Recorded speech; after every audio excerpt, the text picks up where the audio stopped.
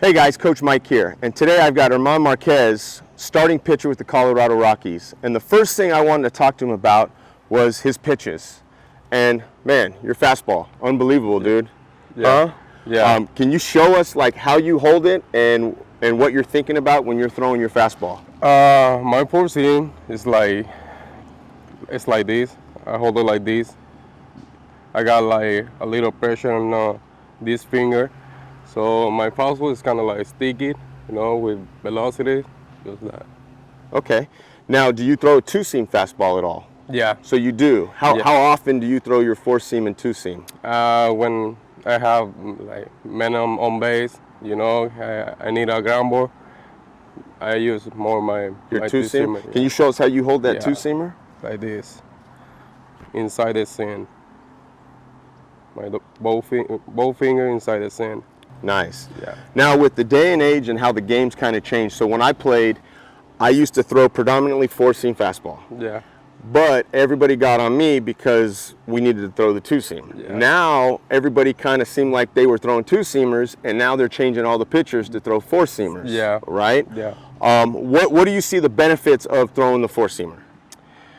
To me, keep the velocity. Keep the velocity is pretty good, but like some move is good too. So yeah, No, so like I always thought like I never had a two-seamer, and that was the hardest thing for me to do, is to try to get that movement on the pitch. But as a starting pitcher, it's good, like you said, when you have a guy on base, you go to that two-seamer trying to get that ground ball for the double play. Yeah. Where the four-seamer is more for the swing and miss, right? And that's why we like to use that up in the zone. Yeah. Yeah. Okay. I noticed from the time that you first stepped into the major leagues till now, your velocity of your fastball has gone even higher. Your average velocity has gone up. Why is that? I think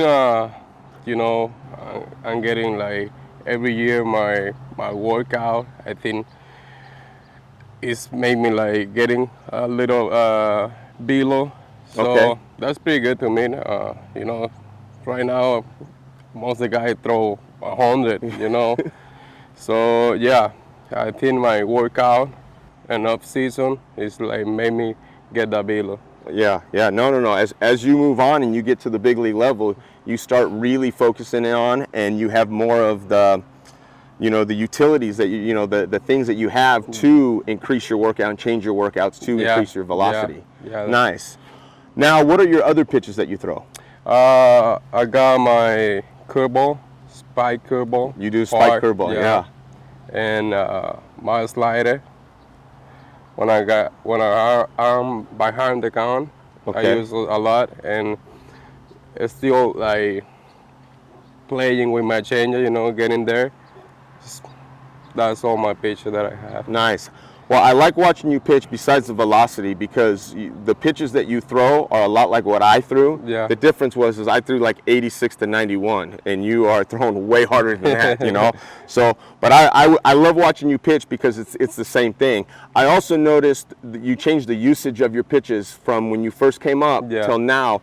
Well, with your slider, right? Yeah. Because you were predominantly four-seam fastball, curveball, which is what I like to throw. Yeah. And now you're starting to throw a little bit more sliders. When do you throw your slider? Like, is there like, do you use it as a put away, or do you use your curveball as a put away?